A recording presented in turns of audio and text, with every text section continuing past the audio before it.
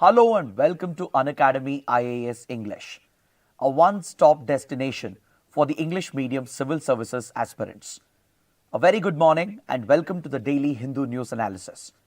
So let's begin today's discussion by first looking at the topics that we are going to discuss. From the Delhi edition of the Hindu, I have chosen 8 important articles and let's cover these articles comprehensively so that you don't have to go back and read the newspaper again. If you guys are liking our initiatives, do support us with your likes and comments and don't forget to subscribe to our channel.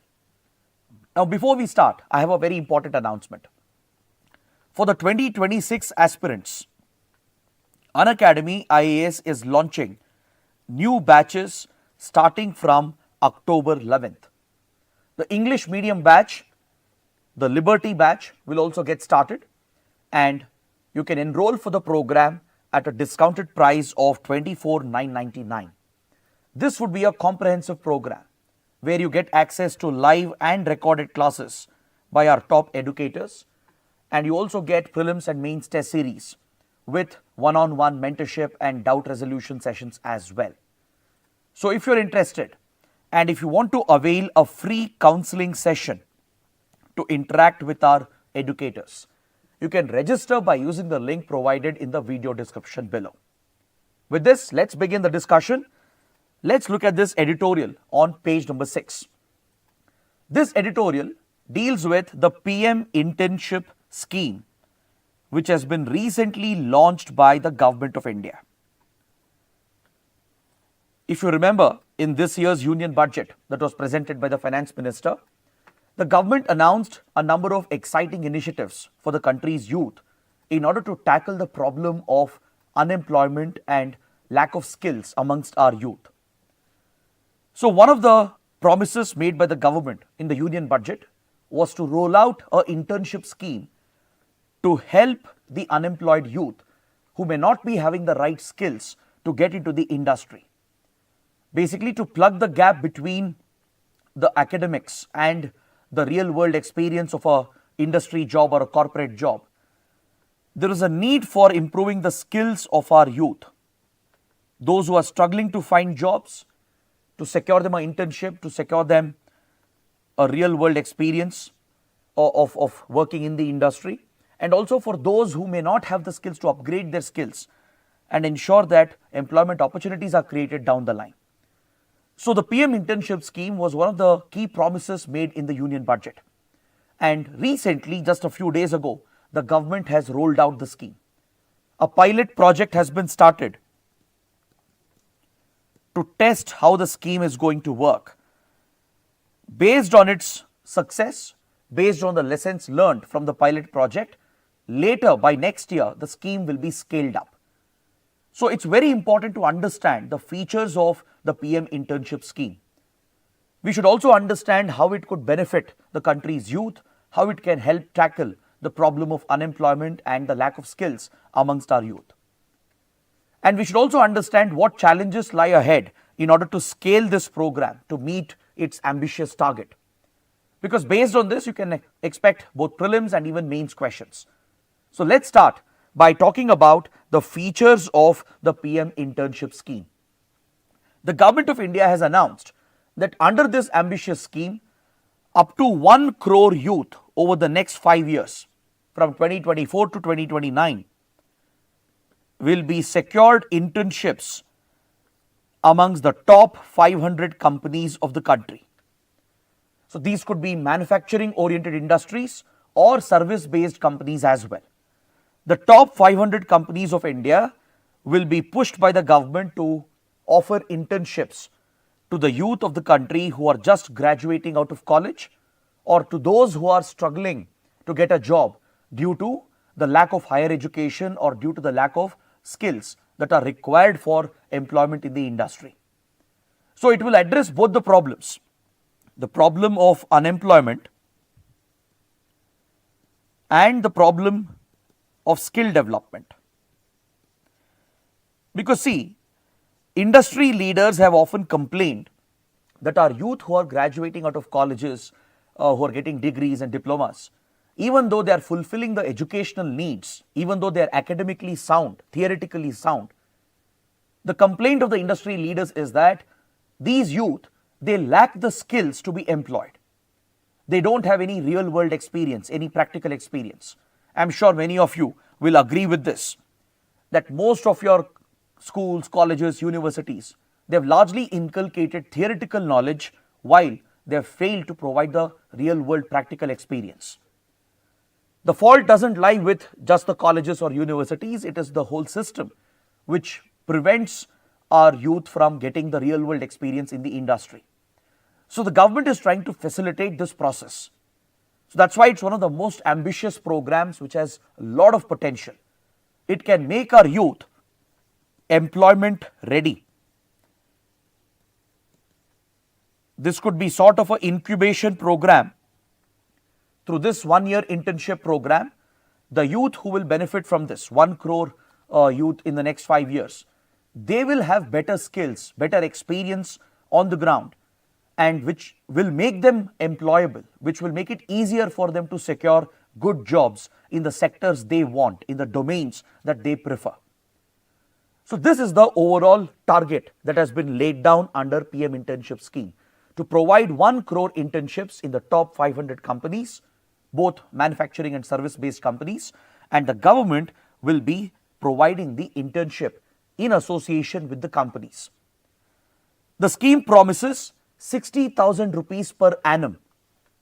It's going to be a 12-month internship. And during this period, the interns will be paid 60,000 per annum. That is 5,000 rupees per month. So this would also provide some degree of financial security to the youth and makes them employment ready by providing them the right skills, thus bridging the gap between academics and the industry. So this ambitious scheme is being implemented by the Ministry of Corporate Affairs. The Ministry of Corporate Affairs has set up an online portal which will facilitate the companies to hire these interns. So this online portal is being rolled out. It will become available from the mid of October. So even all the UPSC aspirants, right, who often struggle with their plan B, because there would be a need to have a plan B as well to fall back in case your civil services attempt doesn't work out. So this would be a great opportunity for you. So by mid-October, the online portal would be live, which would be set up by the Ministry of Corporate Affairs, and it's just like a job portal, right, where the companies would list the internship roles available, and depending on your preference and your suitability, you can apply for internship at these companies. So it will guarantee a 12-month internship with a payment of 60,000 per annum, that is 5,000 rupees per month, and it will give you ample time for your studies as well. So the eligibility criteria is that the youth who apply should be between the age of 21 to 24 years. The target group is primarily the youth who are just graduating out of college, or those who have graduated but they haven't been able to find employment because they don't have the skills, they don't have the real world practical experience. So 21 to 24 years, that is the target group, and the partner companies, they can volunteer to be part of the program. It's not mandatory for every company. The government is not forcing it on them. The government is incentivizing, pushing the companies to get involved by using their CSR funds. The corporate social responsibility funds would be utilized by the companies to hire these interns, and it will benefit the companies as well, as the interns will be able to take up the required jobs that are needed by the industry. And also it will make the youth employment ready, and if they have the right skills and talent, the company could hire them as well a year later. So this could bridge that critical gap that exists between the academics and the industry. So the companies would essentially contribute 500 rupees per month, whereas the government would contribute 4,500 rupees per month, thus making the monthly stipend for the interns 5,000 rupees per month. So out of the 60,000 per annum, right, most of it will come from the government. The government itself will be funding the stipends as well, right? Out of the 5,000 rupees which has to be paid per month, 4,500 will be paid by the government. Remaining 500 will be drawn from the CSR funds of that company. All companies are mandated under the Company Act to set aside a part of their funds for corporate social responsibility, to carry out social work. So this would be treated as part of their CSR expenditure. So this program will be launched from December 2024. It will run for 12 months as a pilot project.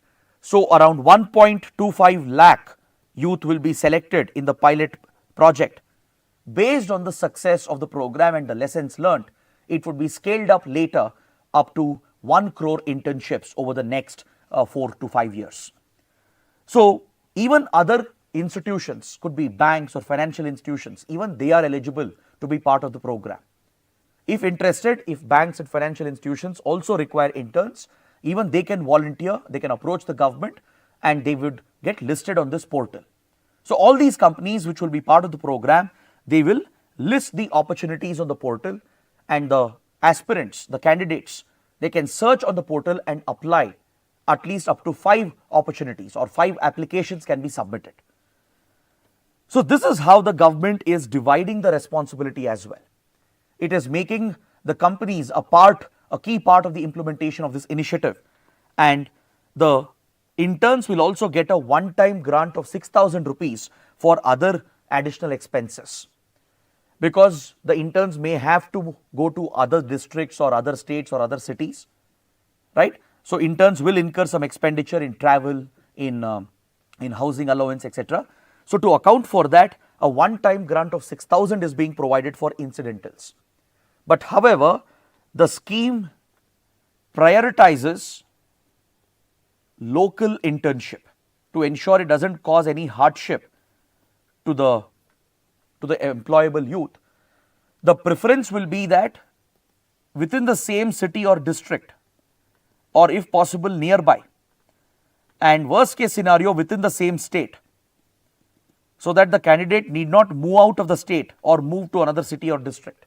The companies are urged by the government to ensure that the position eventually where it is located, where they have to work out of, is within the city where the candidate is residing, or within the same district, or if that is not possible, at least somewhere nearby and hopefully within the same state. So this is how the government is trying to ensure that the additional expenses of the candidate is as minimal as possible, and it's providing a one-time grant of 6,000 rupees for incidentals. Apart from this, whatever training cost is incurred, because the interns have to be trained, they will be provided some facilities at the company as well. These expenses will be borne by the company again through its CSR funds.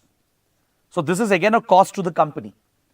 Apart from contributing 500 rupees per month for the internship stipend through the CSR funds, the company will bear the entire training cost and the other expenses involved on the intern through the CSR funds.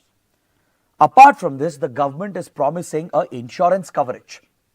Just like full-time employees get a company given insurance, here the government is stepping in to ensure that there is insurance coverage for the interns through existing government insurance schemes like Pradhan Mantri Suraksha Bima Yojana or Pradhan Mantri Jeevan Jyoti Bima Yojana. Through these existing insurance programs, the interns who get selected, they will get a 12-month insurance coverage as well. So if you look at the overall design of the scheme, it is very well planned. It does provide a great opportunity for the youth, and it will provide them the right experience, the right skills, which will make them more employable.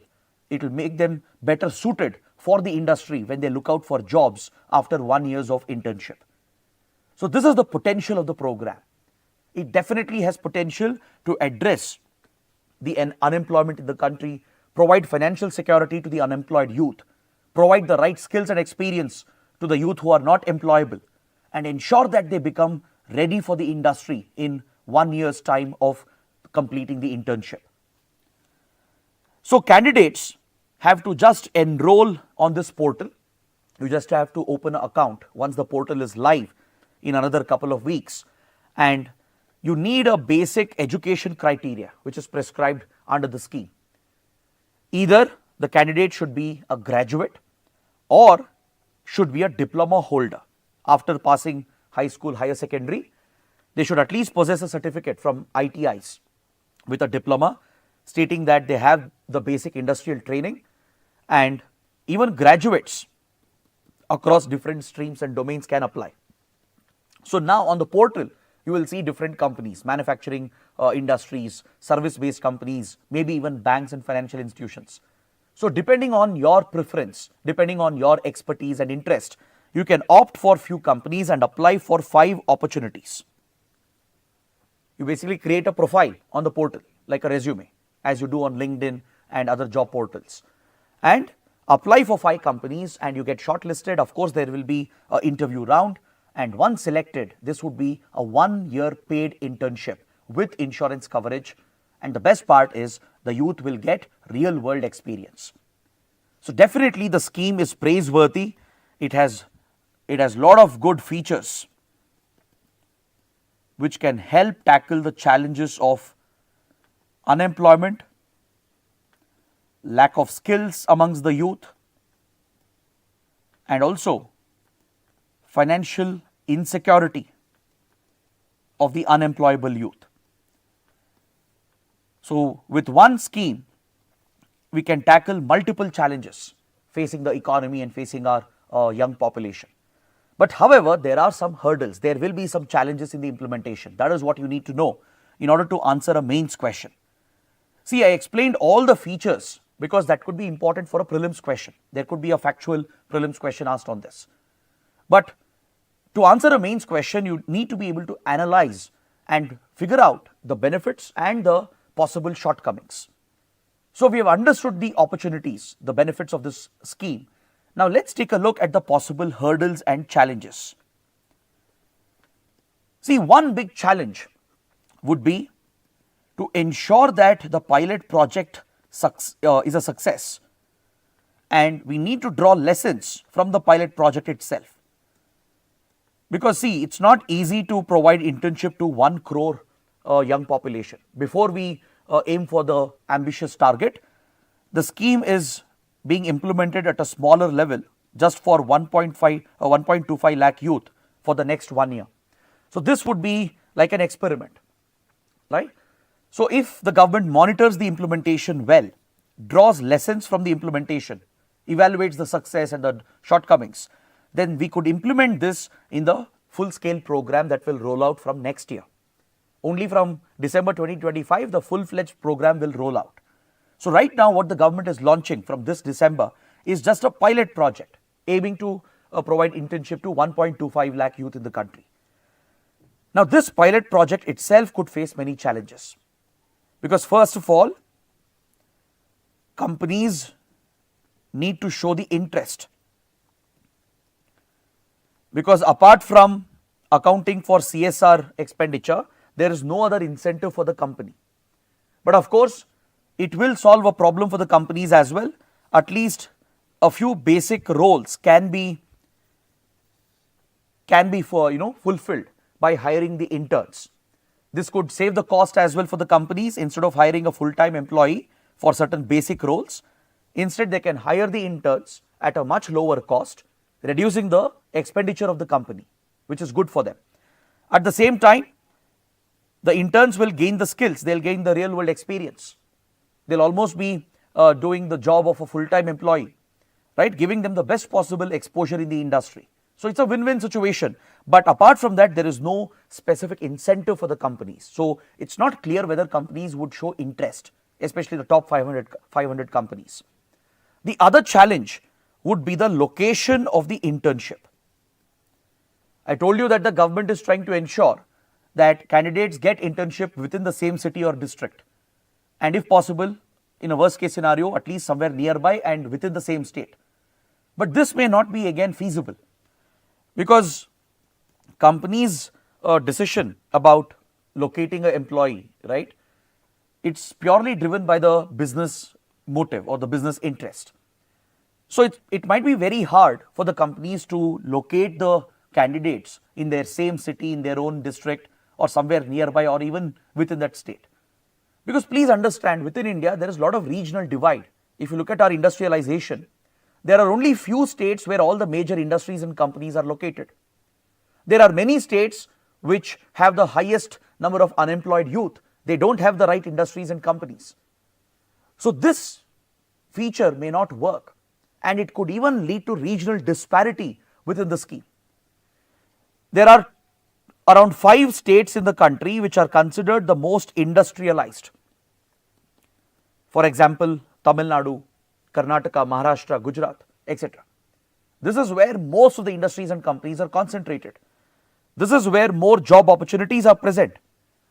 So since companies are being mandated to ensure the candidate is from the same city, district or the state, only few states might benefit, leaving behind the others which are already backward, which are already struggling with unemployment.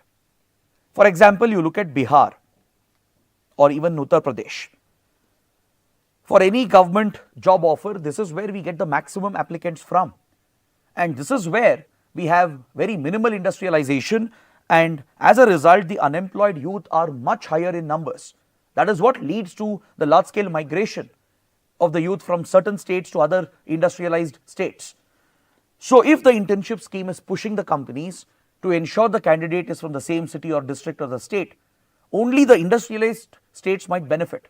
Tamil Nadu, Maharashtra, Gujarat, they will benefit. The candidates from here will be able to secure internships. But what about candidates from Bihar and UP who are likely to be the biggest number of applicants? So if they get internship, it means they have to go to another state.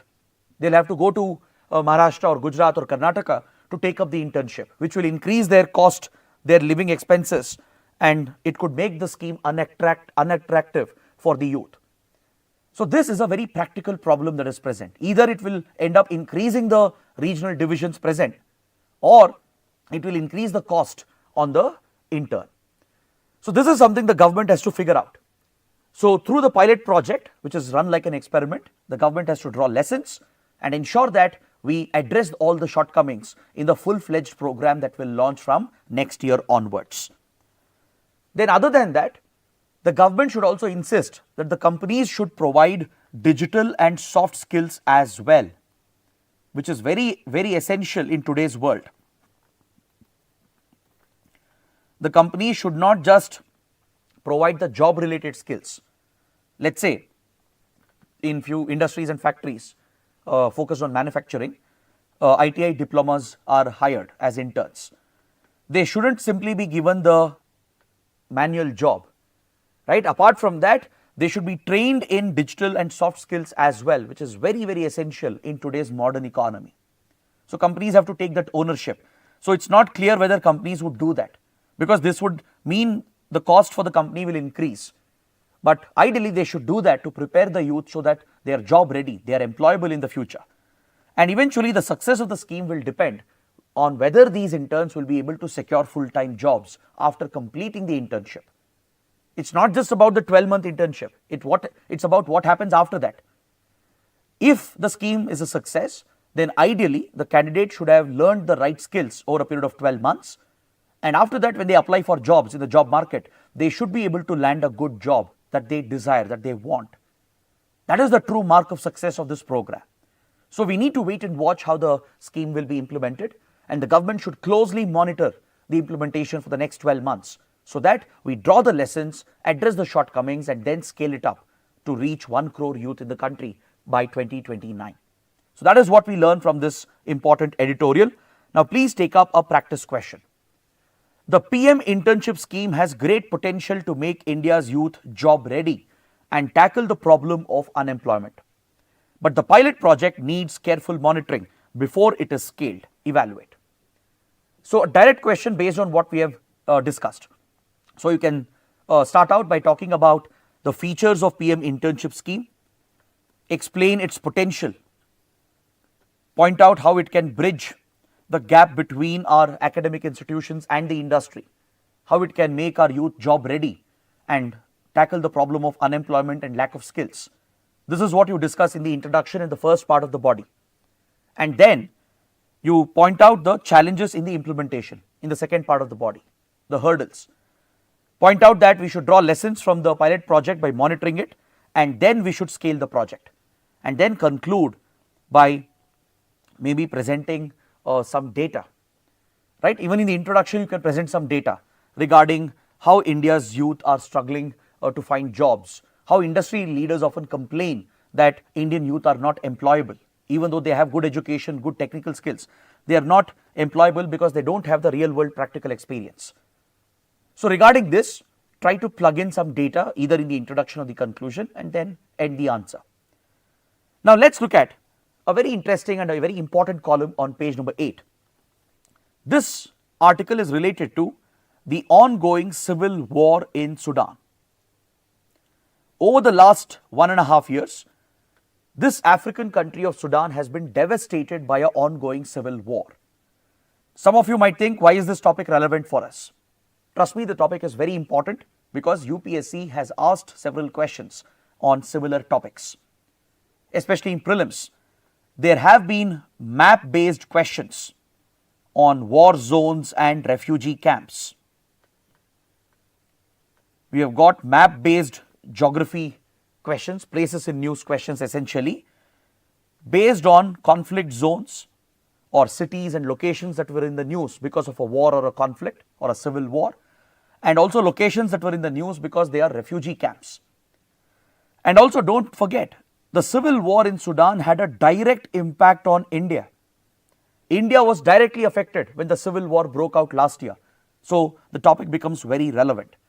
And this conflict, which is dragging on and which has destabilized the whole country, it has the potential to destabilize the region as well, right? It is triggering a much wider regional instability which could affect this part of Africa. And there are interests for India in Africa and also in Red Sea, which borders Sudan. So that is why the topic is very, very important. So let's quickly understand what's happening in Sudan. So first, let's look at the geography. I believe some of you may not know where exactly Sudan is located. So let's look at the map. Sudan is an African country, part of the African Sahel in the north part of Africa. It borders the strategic Red Sea. This is the Red Sea connecting your Suez Canal with Bab el-Mandeb Strait, which is a critical shipping route linking Europe with India. So a lot of trade passes through this critical water body, and Sudan is bound by the Red Sea to its east, and it is surrounded by other African countries such as Egypt to the north, Tunisia to the northwest, Chad to its west, Central African Republic over here to the southwest, then South Sudan to the south, and Ethiopia and Eritrea to the southeast and east respectively. So these are the neighbors of Sudan. This is the Darfur region which has faced decades of conflict. Can you see the shaded area over here? This is the Darfur region which has seen decades of ethnic violence. Ethnic conflict has been going on in Darfur for several decades. This is the capital of Sudan, Khartoum. Now Sudan was a much larger country few years ago, before 2011. Because of these repeated ethnic clashes, South Sudan broke away from the country and it became a new independent country. South Sudan recently broke away from Sudan and it was formed as a new independent country. But even in South Sudan, there is a civil war going on. Because in most African countries, there are either communal divisions between Muslim tribes, ethnic tribes, and the Christian ethnic tribes. So there is a clear communal angle involved in several conflicts in Africa. In other cases, it could be pure ethnic conflicts, where between different ethnic groups and tribes, there could be rivalries and clashes, which escalates into a civil war. So Sudan and South Sudan have been suffering from this from many, many years. Now please understand, Sudan is blessed with resources. It's blessed with oil. It also has few uranium reserves and many other precious minerals. And more importantly, Port Sudan, a strategic port, opens to the Red Sea. It's just a short distance away from the strategic West Asia region. So this is what makes Sudan very, very important. So now let's understand, what is the conflict all about? Who are the ones who are fighting? See, last April, a major conflict broke out in Sudan. It is basically a result of a power struggle between two armed groups of the country. You have the Sudanese Armed Forces, the SAF, which was in power. In fact, they came to power through a military coup in 2021. See, Africa is not new to military coups. Every year there are multiple military coups happening. In last few decades, there are numerous military coups that have happened in Africa. So Sudan is one of them. In 2021, the Sudanese Armed Forces or SAF toppled the government and captured power through a military coup. Now, the Sudanese Armed Forces faced a direct challenge from a rival paramilitary force called the RSF, the Rapid Support Forces.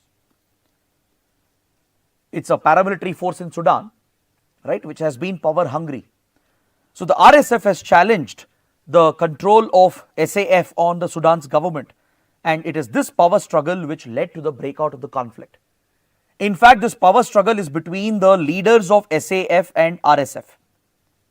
The chief of the Sudanese Armed Forces and the chief of the RSF. It is their personal ego, their personal pursuit of power which has triggered this conflict last year, and now it has escalated and widened into a country-wide civil war. So you can see here in the map how certain areas have been taken over by the RSF, which has rebelled against the Sudanese Armed Forces, and large parts of the country, rural parts of Sudan, and even areas on the outskirts of the capital, Khartoum, and large areas in Darfur region, they have already been captured by RSF. Whereas the Sudanese Armed Forces retain the remaining areas, and recently the Sudanese Armed Forces have mounted a major offensive against the RSF controlled territory. So the country's territory is now split between these two rival forces, and both the sides are very well armed, very well equipped. That is what is escalating the conflict. Now, before we discuss this further, let's discuss the impact that the civil war had on India last year when it broke out in April 2023. As soon as this civil war started, there were thousands of Indians, especially from the Hakki-Pikki tribe from Karnataka, who were trapped in the country. Because as you know, Indians try to find work opportunities in other countries. So up to 5,000 Indians approximately were present in Sudan when the conflict broke out. Most of the Indian migrant workers were from the Hakki-Pikki tribe, a native tribe from Karnataka, which sells traditional medicine, herbal medicine across African countries. So thousands of Indians were trapped and they had to be rescued through Operation Kaveri. India launched a major evacuation mission. The Indian Navy, along with Indian Air Force and even the commercial airlines, played a critical role. India had a naval ship at Port Said in Egypt near the strategic Suez Canal. Right? It was on a visit to Egypt as part of a military exercise with Egypt. Immediately, India diverted the warship to Port Sudan. We worked with Saudi Arabia and United Arab Emirates, which are very influential in Sudan. Both these West Asian powers are very close to the Sudanese Armed Forces. The Sudanese Armed Forces and the RSF as well. There are factions within the groups with ties to UAE, Saudi Arabia and other foreign powers. So India used its good ties with UAE and Saudi Arabia and ensured we got access to the country, and from Port Sudan we evacuated the Indians to the port of Jeddah in Saudi Arabia. From Jeddah they were flown to India. So this was the massive evacuation India carried out last year. Now apart from this, we should pay attention to the humanitarian crisis that this conflict has triggered. The war has led to a major humanitarian crisis in the country, and according to data from the International Organization for Migration, which tracks the movements of migrants, illegal migrants, refugees, etc., more than 20,000 people have been killed in the last 1.5 years, and millions of people have been displaced internally. Within the country, they have become IDPs, internally displaced people. Because of a conflict, if people flee to another country, we call them refugees. They are seeking asylum or refuge in another country. But if people are displaced within the same country due to a conflict or due to a humanitarian crisis, they are officially or technically known as IDPs, internally displaced persons. So millions of people have been displaced, and all the peace efforts which have been initiated, especially by the United States, it has failed, and the war has continued and it has dragged over the last several months. Now, what is the current status of this conflict? Currently, the RSF occupies a large part of the country. RSF, which is seen as the rebel force, it has occupied large parts of rural Sudan, including most of the areas present around the capital Khartoum. This entire region has come under the control of RSF. There are few other areas controlled by the Sudanese armed forces. So now this has become a battle for territorial control. The one who has more territorial control will have a dominant position eventually when the war comes to an end.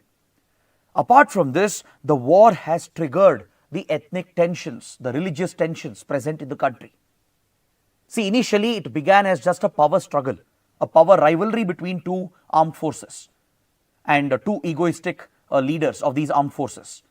But now, as the war has dragged and spread, it has clearly acquired religious ethnic overtones as well. There is an involvement of external powers in fueling the war. Because see, wars like this doesn't drag and continue without a steady supply of funds and weapons.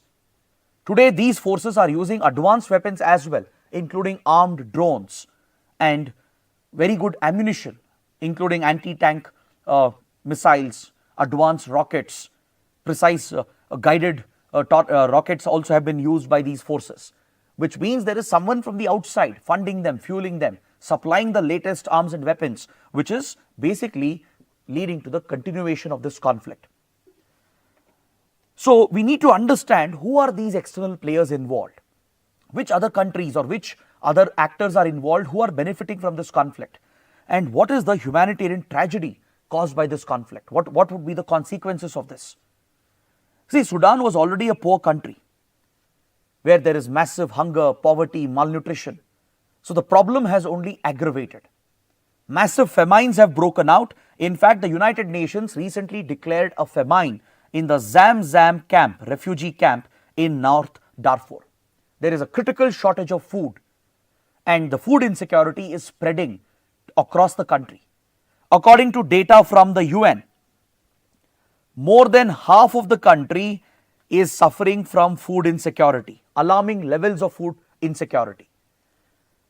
More than half of the country's population, that is almost 25 million people, are suffering from critical food shortage, which could lead to severe malnutrition and even hunger-related deaths. So the UN is dealing with a famine in one of the refugee camps at Zamzam in North Darfur, and there are other threats getting added to the problem. Sudan has received heavy rains which caused floods, and later it has led to the outbreak of cholera because of the stagnant water.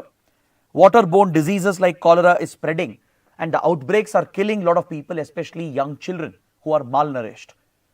So the humanitarian tragedy is spreading day by day, and according to Human Rights Watch, which is a global NGO in the field of human rights, the crisis is only going to worsen if the conflict continues to drag. So if this is the scale of the tragedy, right, and if regional and ethnic and religious tensions are getting fueled by the war, the point is, why isn't the war coming to an end? Why the global powers aren't doing enough to push these forces to talk and agree for a ceasefire?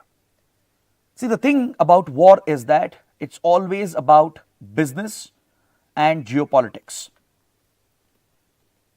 Any war, any conflict is always about the money which is fueling the war. There will be someone who will profit from the conflict, and there will be some who will benefit geopolitically as well. These are the elements who have a vested interest to continue to fuel such conflicts. Now the point is, who's doing this in Sudan?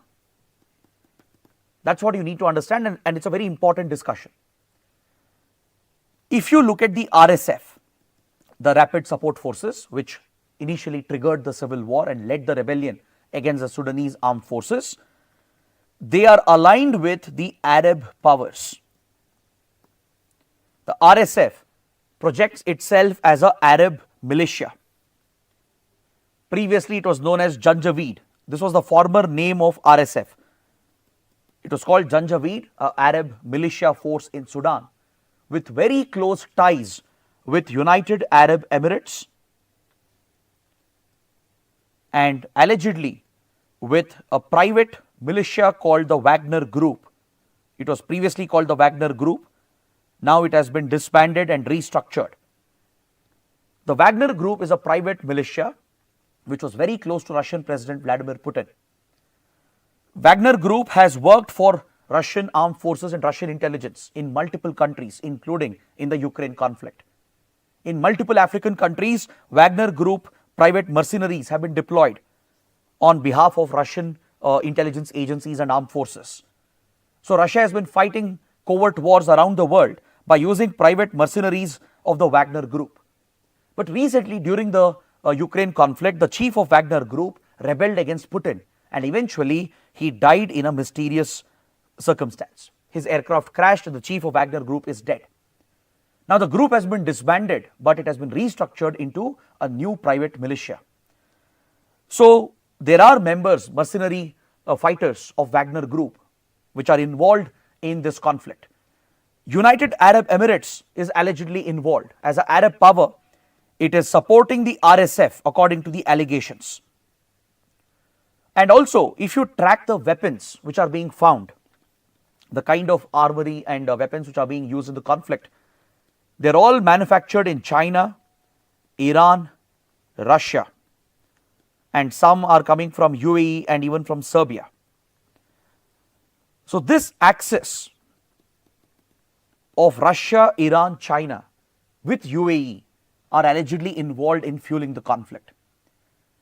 So if not the governments directly, at least the private defense industry of these countries, they are profiting from the conflict. For UAE, there is a bigger strategic interest. As an Arab power, it wants to protect its interests in the region, in the Arab world. So the weapons found here, they have the markings of Chinese defense companies, Russian, Iranian defense companies, and even UAE and Serbia. They are being smuggled into the country through the neighboring countries. From Central African Republic, for example, which is located in the southwest of Sudan. The UAE-based weapons are being infiltrated through the private mercenary forces of Wagner Group. So this is what is fueling and dragging this conflict.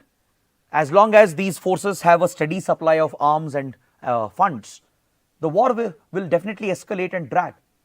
And now, as I told you, the war has already acquired a more serious concern, because it has been amplifying the pre-existing ethnic tensions. In Darfur region especially, you have decades of ethnic conflict between the Arab community and the non-Arab community. From 20-30 years, Arabs and non-Arabs are fighting against each other. Thousands of people have already been killed in this conflict. So, since RSF claims to represent the Arab community, it has been targeting the non-Arabs who are supported by the Sudanese armed forces. So Sudanese armed forces are on the side of the non-Arabs, whereas RSF, allegedly backed by UAE and Wagner Group, they are on the side of the Arab community. So this has led to clashes between them. RSF has even targeted non-Arab communities like the Masalit community. There could be a prelims question. Where can you find the Masalit community in the news? The answer is Sudan. So non-Arabs are being targeted by RSF and its Arab-linked militias, which are being funded and sponsored by UAE and possibly Russia, Iran and China. Apart from this, the conflict has spread into neighboring countries. In the border areas, the ethnic tensions have escalated and the refugee crisis is also posing a serious challenge. Now, for example, if you look at the refugee situation, there are millions of Sudanese who are very eager to get out of the country. It has already triggered a refugee crisis, a refugee flow into neighboring countries like Ethiopia, Eritrea,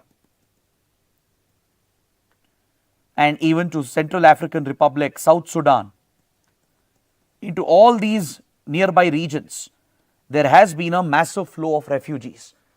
The flow of refugees is triggering the tensions in the border areas, leading to new ethnic problems. Ethnic clashes have been reported in some of the border regions with the neighboring countries. So global powers are trying to negotiate, but the involvement of the external powers and the refusal of both the warring parties to talk to each other and agree for a ceasefire is what is dragging this conflict.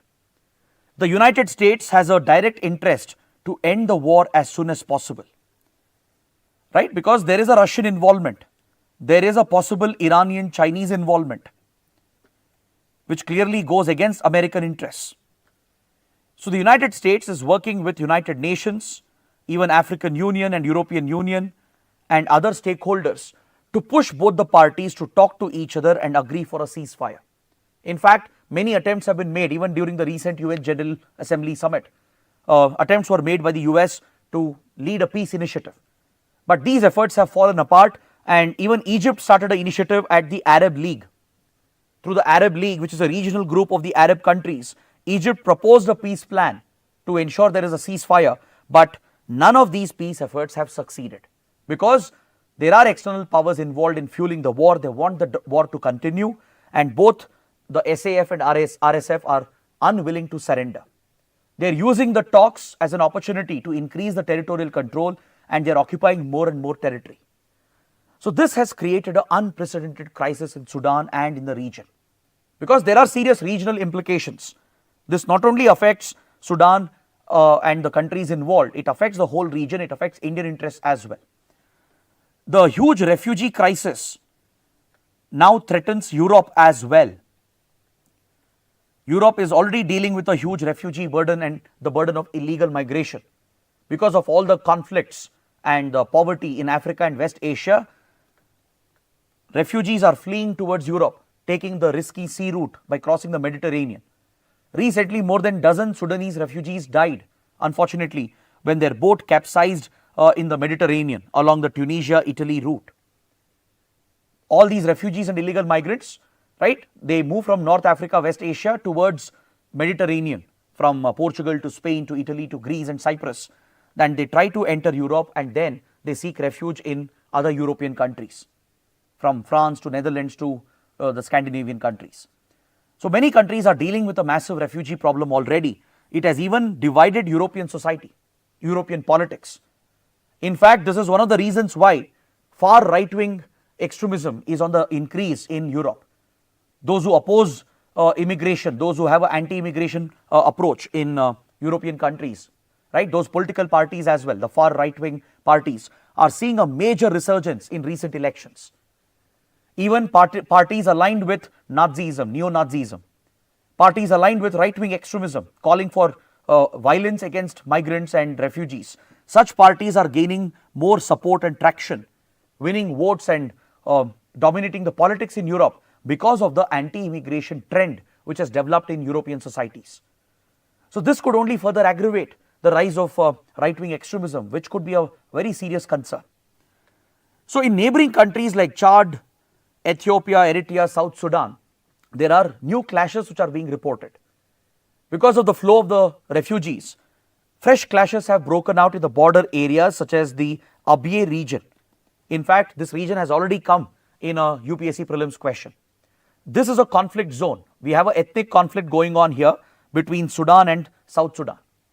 It's a long-lasting conflict in the Abyei region, and the increase in the flow of refugees into the disputed area has aggravated the clashes and the conflict.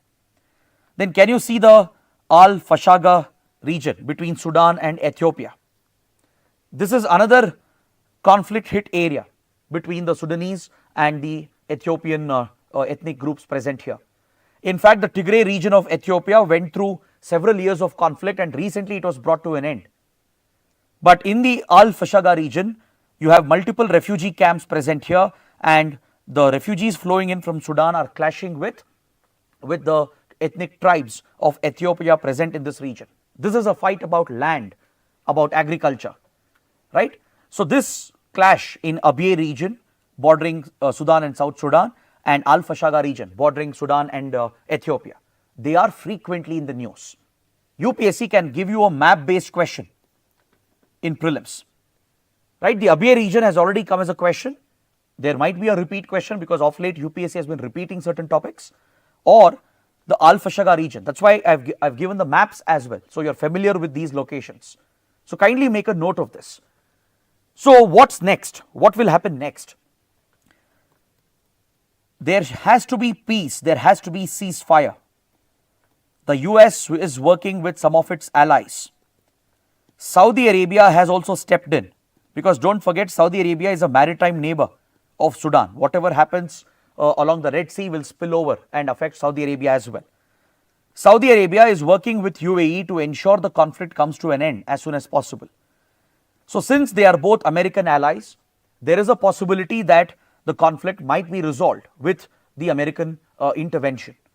But if the conflict drags, this could even threaten the Red Sea and strategic ports like Port of Sudan, which could even impact India. Because any disruption of shipping through the Red Sea is a global threat to the global economy itself. In fact, because of the conflict, oil pipelines from Sudan to Red Sea have already been disrupted. The oil pipelines coming from Sudan to Red Sea to the port of Sudan have already been disrupted because of the war. It has impacted oil availability in the global markets. So if the conflict spreads and spills over into Red Sea, it could even disrupt shipping, because it's a critical shipping lane on which India and the whole global economy depends. So that is why the article is urging all the parties involved, the external powers who are fueling this war, to get involved and work together to ensure the war comes to an end. Is that clear? So this is what we learn from this important article. So take up a practice question. Discuss the alleged external involvement in Sudan civil war and its regional implications. Straightforward question. I am sure you will be able to write an answer based on what we have discussed. Now let's take a quick look at a small article on page number 9. The topic is very important. The topic is social media companies, especially encrypted messaging platforms, and their cooperation with law enforcement. This has been a topic of debate since many years. Social media firms, right, they offer numerous advantages, from building your social network to purposes of entertainment to even driving economic opportunities. Social media has played a phenomenal role in transforming the society and the economy. At the same time, social media has a lot of risks associated with it, especially end-to-end encryption messaging platforms like Telegram or Signal, even WhatsApp. Many of these encrypted messaging platforms have been blatantly misused by criminals, including organized criminal cartels, and it has been used to spread fake news, misinformation, with a clear intention to carry out propaganda. So there are criminal cartels which have used these platforms for smuggling and trafficking drugs, arms, human trafficking, etc. There are terrorist organizations which have also used such platforms for spreading their radical ideology to plan and organize terror attacks. For example, ISIS, Islamic State, has heavily relied on platforms like Telegram. On the deep web, there are similar encrypted messaging apps which have also been used by criminal cartels, terrorist organizations, and to even spread fake news and misinformation. So this remains a major concern for governments around the world, because most of these companies often don't cooperate with law enforcement, even in genuine cases. Because on the grounds of data privacy, in order to protect the data privacy of their users, they refuse to cooperate with the authorities and they don't share any user data. While this is good for the users, the problem is, even when there are genuine cases where criminals are engaging in criminal activities, illicit activities, when terrorists are using the platforms to spread radicalism and terrorism. And despite that, the companies, if they don't cooperate with law enforcement, that becomes a challenge, right? And that becomes unacceptable, because every company should be bound by the law of the land. So this is where the controversy arises over encrypted messaging platforms like Telegram, Signal, etc. Now, as you know, Telegram has been facing a lot of scrutiny over the last few years. Telegram, which is owned by a Russian entrepreneur, Pavel Durov, very popular CEO as well. Recently, he had been arrested in France because Telegram was accused of not cooperating with law enforcement for enabling criminal, terror, money laundering activities. So now Telegram, after the global pressure from several governments, is showing some changes in its policy. Telegram has said it's coming out with few policy changes to cooperate with the authorities in genuine cases. If court orders are issued, then Telegram has said it is willing to share user data. It is going to share the phone numbers, the IP addresses, the location, and other important user details in genuine cases where law enforcement is trying to tackle crime, where law enforcement is trying to tackle terrorism. In such cases, based on legal requests, right, based on the orders issued by the courts, Telegram has said it will cooperate with the authorities. Now, let us see what are the rules in India with regard to social media companies. See, we have the IT rules of 2021, which was recently notified, that applies for social media intermediaries. Under the IT Act of India, the IT Act of 2000, we have a provision called the Safe Harbor Provision. This is under Section 79 of the IT Act. This provision of the IT Act provides immunity, legal immunity, to IT companies or tech companies, or essentially social media companies, for the content that third party is posting on their platform. For example, let's say you and me, we are users of these platforms, right? We use WhatsApp, we use Telegram, and many other social media apps, right? So for the content hosted on these platforms, the company itself is not directly responsible, right? The one who is posting the content is seen as responsible for that.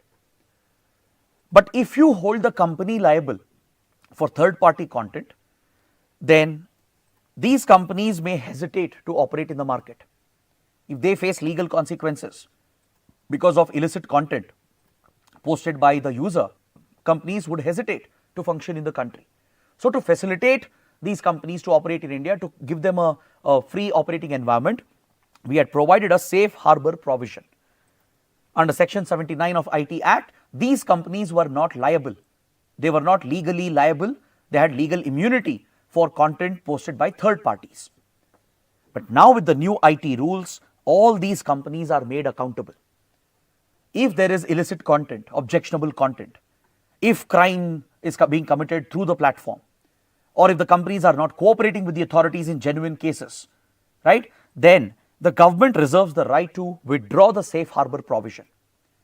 So there are few regulations now placed on these companies. They must appoint a grievance officer in India where people can raise their grievances. They should have a nodal compliance officer where the authorities can get in touch with the company to request user data in case of genuine security threats. They have to comply with all the regulations and show due diligence, right? If they don't take down the objectionable content flagged by the authorities, or if they don't share user data in genuine cases where the authorities are investigating a active case, right? If such due diligence is not shown by the company, then safe harbor or legal immunity given under Section 79 will be withdrawn by the government, meaning the company officials can be arrested, charged and prosecuted.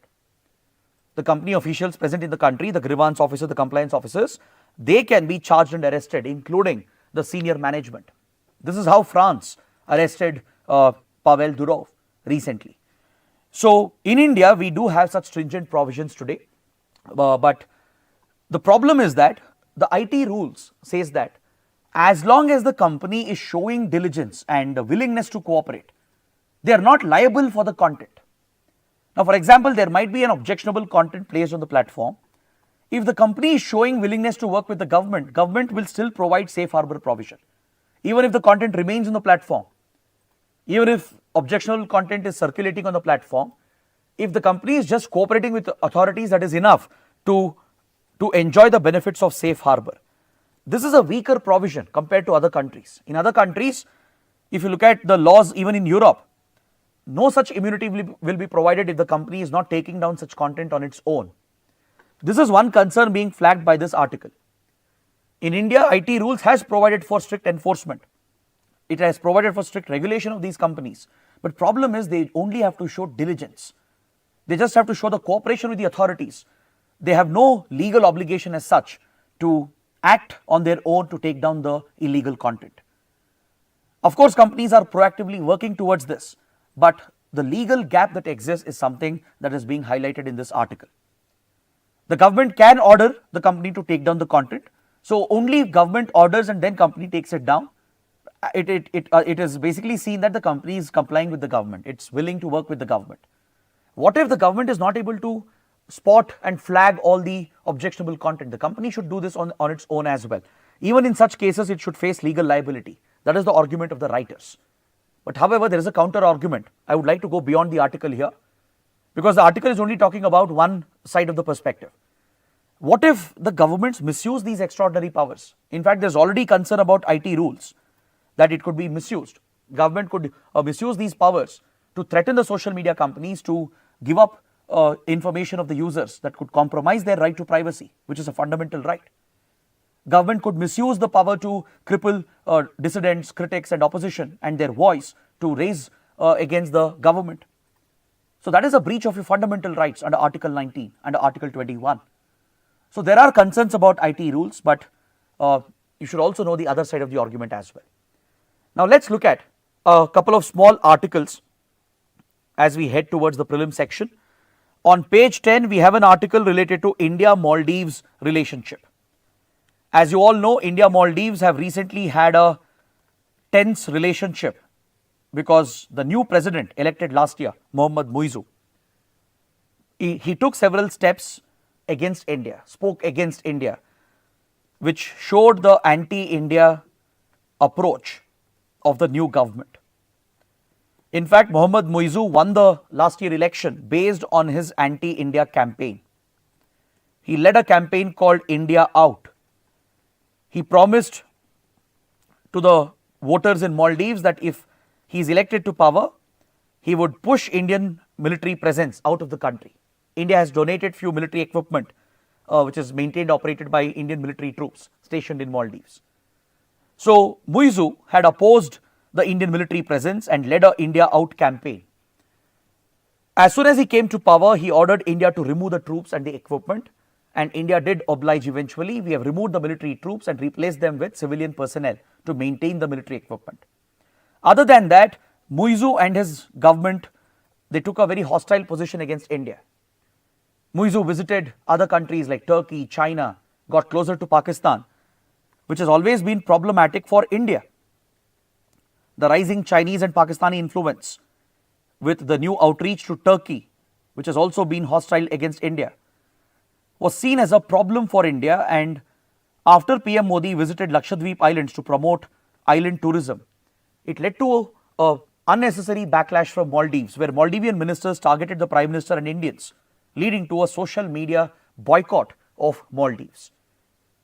Indians who were outraged, they led the hashtag boycott Maldives campaign, and thus our ties were completely affected. But over the last few months, the relationship is going through a course correction. Maldives has been facing a severe economic crisis. It's a very small country with a limited stream of revenue. Tourism has taken a big hit since the COVID-19 pandemic. Indians were the big source of revenue, and this took a hit after the recent tensions and the hashtag boycott Maldives campaign. So Maldives is facing a liquidity crisis, very similar to the one faced by Sri Lanka. So this is nothing new to Maldives. Given the small size of its country and its economy, Maldives has repeatedly faced such a liquidity crisis. It relies heavily on foreign debt, foreign borrowings. So today it's in a position of bankruptcy almost. It's not able to service the foreign debt. It's not able to raise fresh funds, leading to this situation. So India has always stepped in to help Maldives because historically Maldives has been a very friendly country. Apart from two recent governments in the last decade, Maldives has always been pro-India.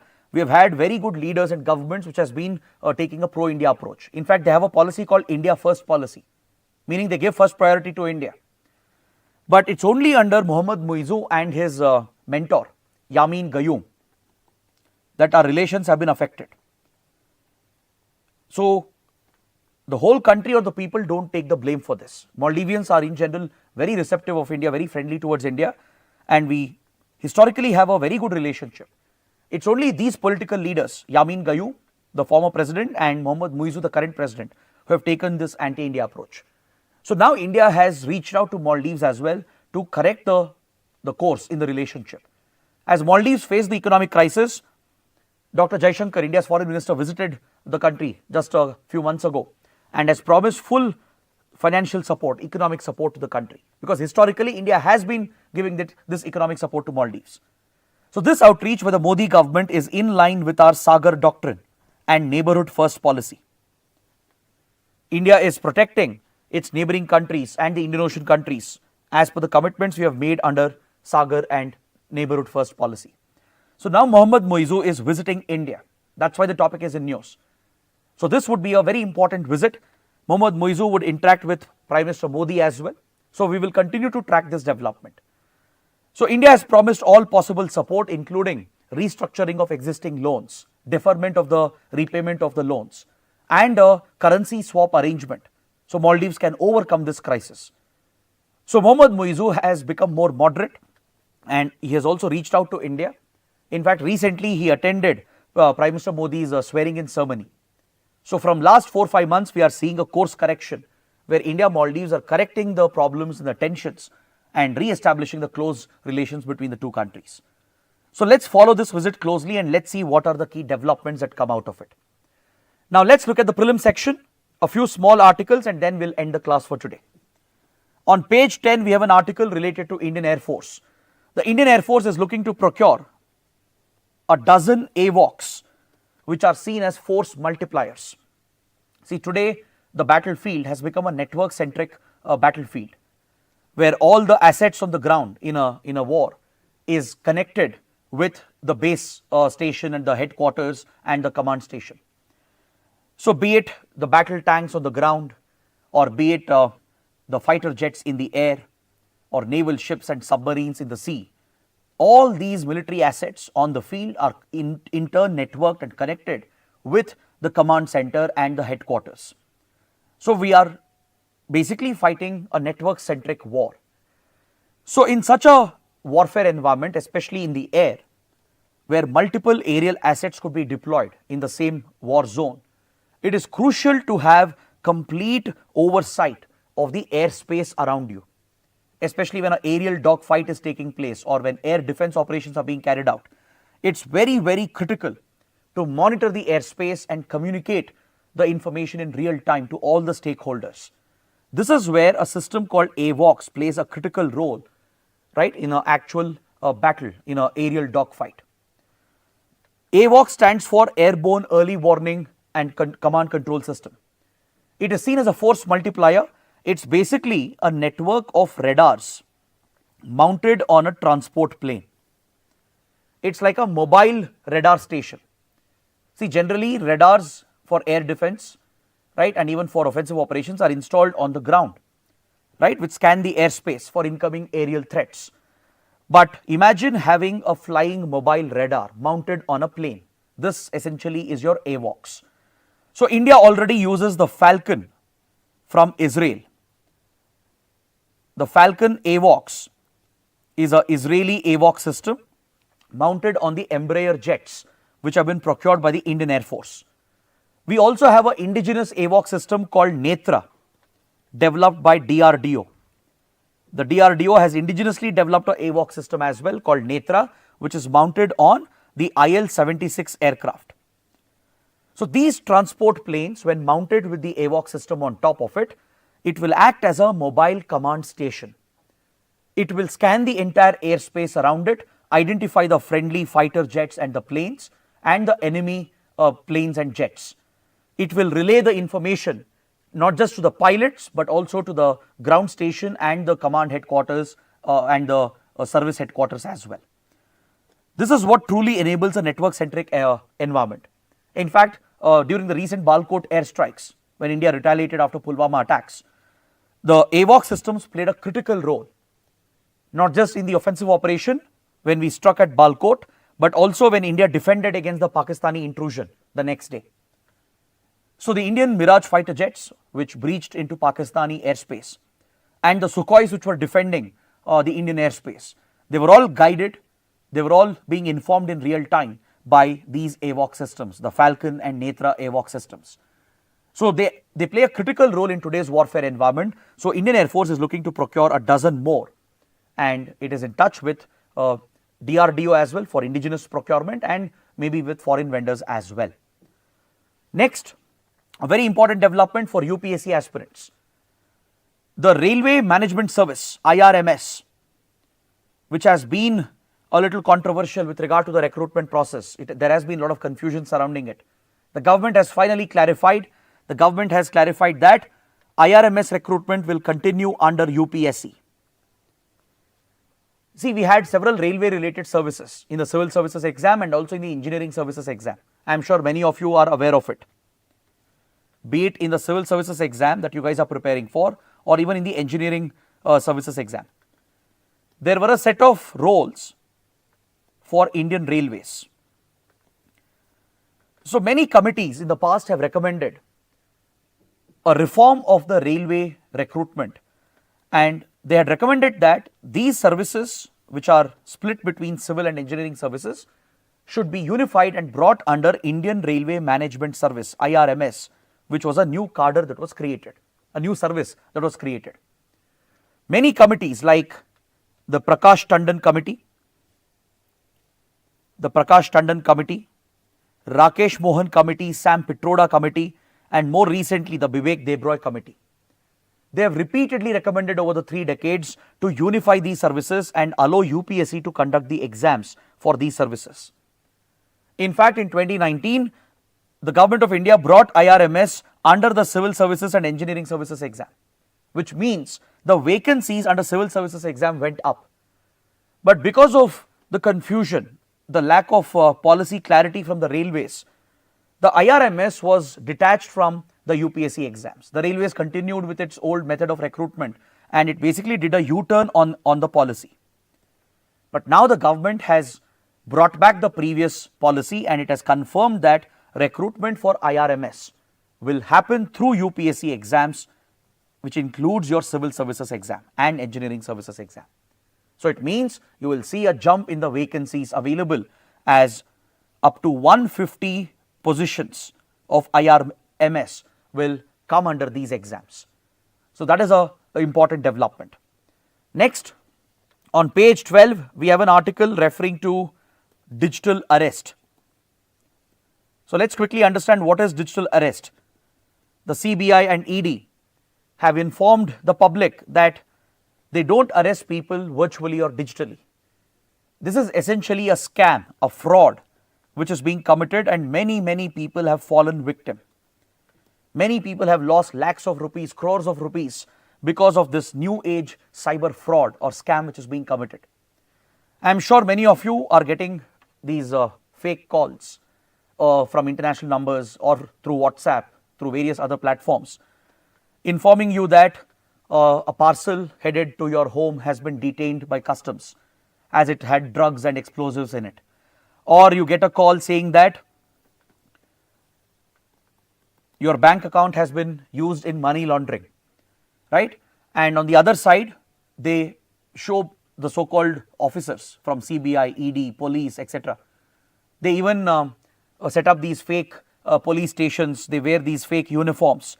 They make a video call and they ask the victim to just be on the video call and not get in touch with anyone, right? They use these deceptive tactics, and they force the victim not to be in touch with anyone, and if they want to get out of the case, they have to pay some money or give access to their bank account. So by duping the victim and by placing them virtually under arrest, by not allowing them to step out and meet anyone else, and pushing them only to go to banks and ATMs to make the transactions happen. Cyber criminals have looted a lot of money from several victims in the country. Many such cases are happening day in and day out.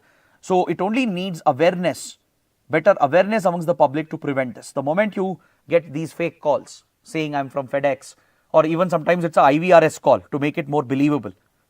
You also get automated calls saying that a parcel has been held by the customs, right? And then you'll get a call saying that it contained explosives or drugs, now that you might be arrested, right? Or they might even intimidate you by saying that your bank account has been used for money laundering in a terrorist case.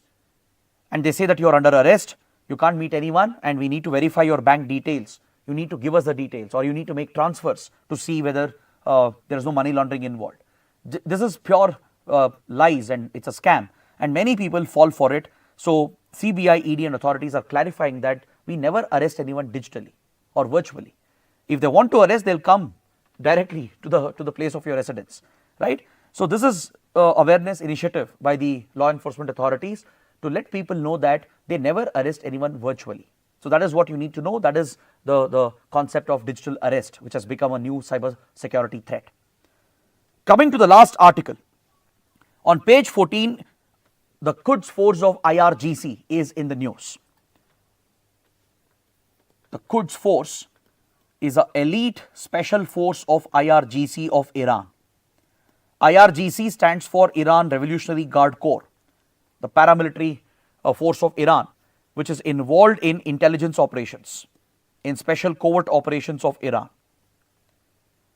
The IRGC has its own armed branch, including its own specialist navy with aerial assets and land assets. It's almost like a mini armed force. So you have a separate Iranian armed forces, separate army, navy, air force, and IRGC, which is a paramilitary, has its own parallel structure. It's one of the most powerful security forces in the country, and it has an elite foreign intelligence branch called the Quds force. The Quds force is involved in all the foreign covert operations of Iran. The foreign intelligence operations, not just collection of intelligence, but even subversion, sabotage, sponsorship of extremist groups. So Iranian proxies like Hamas, Hezbollah, the Houthis and the others, they are all funded, sponsored and trained by operatives of the Quds force, which is the elite foreign special operations branch of IRGC. Now this force is in news because its chief is missing after the recent strikes in Lebanon carried out by Israel. See, Israel recently eliminated the chief of Hezbollah. After that, Hezbollah was looking for a new leader, and to ensure that the right candidate is appointed as the Hezbollah leader, the Quds force commander Esmail Khani was in Lebanon meeting with senior Hezbollah officials. It was widely anticipated that Hashem Saifdini would become the new chief of Hezbollah. When this meeting was taking place in Lebanon, there was an Israeli airstrike which reportedly has killed the upcoming new chief of Hezbollah. And after this attack, the chief of Quds force is missing. Iran has admitted that they are not in touch. Either he has been killed as well, or he might have gone into hiding. So the Quds force is frequently in the news. In fact, a few years ago, the then legendary chief of Quds force, Qasem Soleimani, was assassinated by the United States. The CIA carried out a drone strike in Iraq to eliminate the then legendary commander of the Quds force, Qasem Soleimani, which even pushed Iran to get aggressive against US and retaliate against the US. So this is what you should know about this elite covert unit of Iran's IRGC. So on this note, I would like to bring the discussion to an end. I hope you guys have enjoyed the session and understood all the topics. If you benefited from the session, please let me know in the comments, and don't forget to support us with your likes and do subscribe to our channel. That is it. Thanks for watching. We'll see you tomorrow. Have a good day.